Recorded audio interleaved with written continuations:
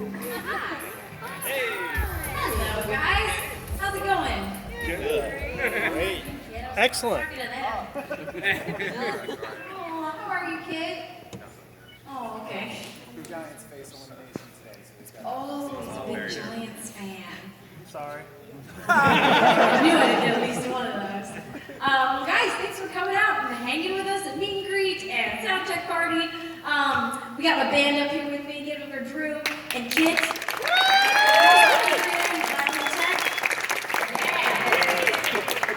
But do you guys have any questions for myself, the band, each other? Yeah.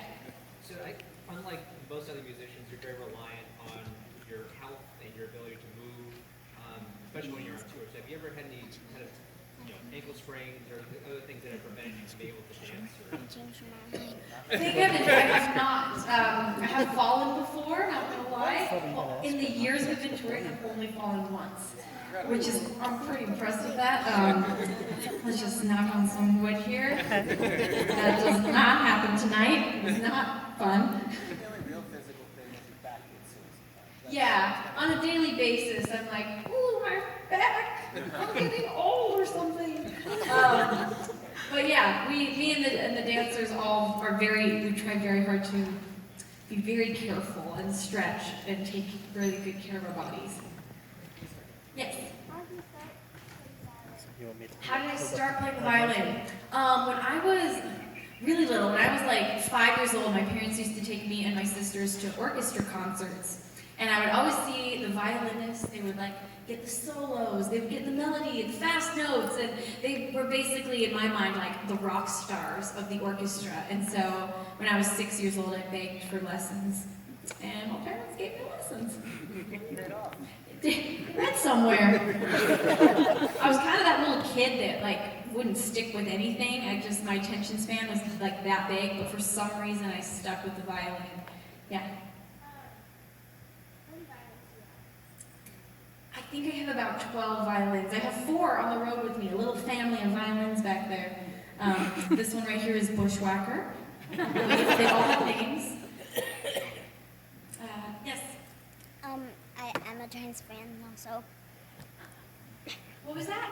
He's a Giants fan also. Giants fan also. Yeah! Some support, I like that. Yes. So obviously all your songs have a lot of meaning. I know you talk about that a lot of time. Which one do you feel like is the song you're the proudest of? Proudest of? I think Beyond the Veil is one of the ones that I'm the most proud of, because it was the first song I wrote when I went in to write my second album. And that song means so much to me because when I wrote it, I was so scared of the pressure and just wondering if I could write a new album. And that song, when I went into the studio kind of terrified and faced that fear, and when it came out the way it did, I just remember it gave me so much renewed hope in an emotional way, in a spiritual way of just I can do this and I'm not alone in this. I'm going, there is strength beyond myself that's going to help me make this album. Yes. There's a lot of negativity right now. And one thing I've noticed in your career throughout the years is that you remain, no matter what's going on in current events, a very positive role model for everyone else, and a very positive, I guess I could say, innocent, bright light in all of this. How do you keep that up? How do you cope with all that's going on and kind of stay in that bright, innocent area as that role model?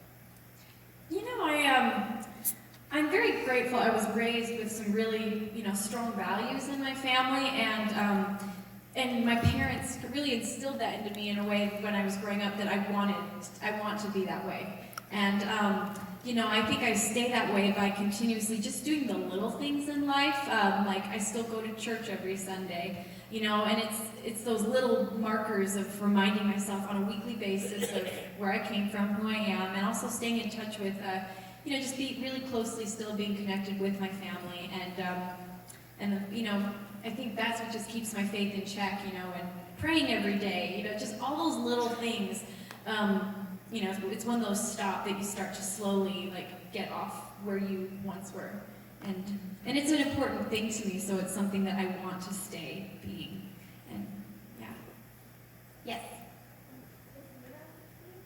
Luna is. Luna's my dog, and she's backstage, probably sleeping. She sleeps like 23 hours a day. Bless her little heart. She's the best, though. I love Luna. Yeah. How do you get the inspiration for your different albums? They kind of, I guess they kind of, in a way, decide themselves. You know, as I start to write, I'm thinking, like, what is this phase of my life that I want to write about? Shadow Me was written about the past, and I wanted to write this new album about where am I at today. And so it was actually really an interesting process to kind of discover a lot of self-awareness, you know, of where am I today? What are my like goals? Like, what am I reaching for? And so I did a lot of like just introspective looking inward to help me write this current album. I feel like it's actually a lot easier to see yourself in the past clearly than it is to see yourself in the present. Hindsight is 2020. Yeah. So it was actually quite a bit harder to draw themes for this current album, and it came together slowly. Yeah. What's the best piece of advice you could give to little girls, well, young ladies that dream big? Ooh, the best piece of advice is though I think we should each give a piece of advice. The best piece of advice for anyone who's dreaming big is, you know what, I realized there's a quote from Lucille Ball. She said, "I'd rather regret the things I have done than regret the things I haven't." Lucille Ball is a hero of mine, and to me that meant I realized I could live with the idea that I tried and didn't make it, but I could not live with myself if I never tried.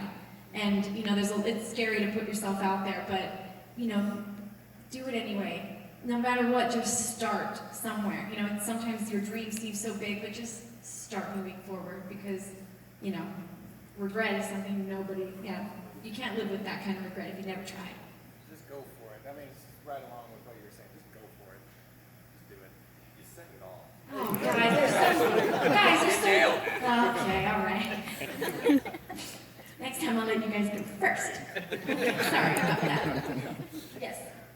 What's your best advice for somebody like my age thinking of starting the violin soon? Okay, my best advice for anyone trying to learn the violin as like an adult or older than a kid. Kids are great because they don't expect to be amazing and perfect right away. Kids are great learners because of that. Adults, like anytime anyone picks up my violin and tries to play it, they're like, "Oh, I'm terrible. I suck at this." It's like, well, of course you do. Like, it's a very difficult instrument. But a child doesn't say that when they pick up the violin. So it's just having the patience to accept that it will take time. The same way children just understand that that's how it works.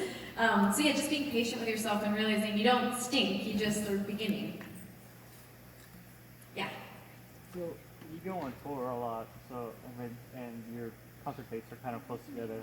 How do you keep yourself kind of motivated concert to concert and city to city? I'm gonna let you guys go first this time. I mean, it's not hard. You love it. I don't know. It's just like how you brush your teeth every day or whatever. You brush your teeth every day?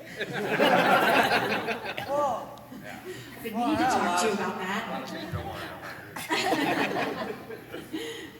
But yeah, it's just like it's a routine and we love it. And it's not really hard to stay motivated. I don't think. I would agree. This is like we've all chosen, and I think we all feel extremely lucky and blessed that we get to do this every day. Like I'm so excited I'm amped right now. I don't even know why. I'm like unusually like stoked for the show. But yeah, I love it. I was gonna say also, like, physically speaking too, we specifically on this tour, we've been leading extremely healthy eating habits and healthy exercise and everything like that. And that kind of helps you get motivated as well, because if your body feels good, your mind feels good. Yeah. Three of my favorite instruments are violin, cello, and piano. And I've really enjoyed the collaborations you've done with the piano guys. Do you have any? Are there any plans to do any future collaborations? Man, I hope so. I love the piano guys. They are some of my favorite musicians. Like the collab I did with them was so fun.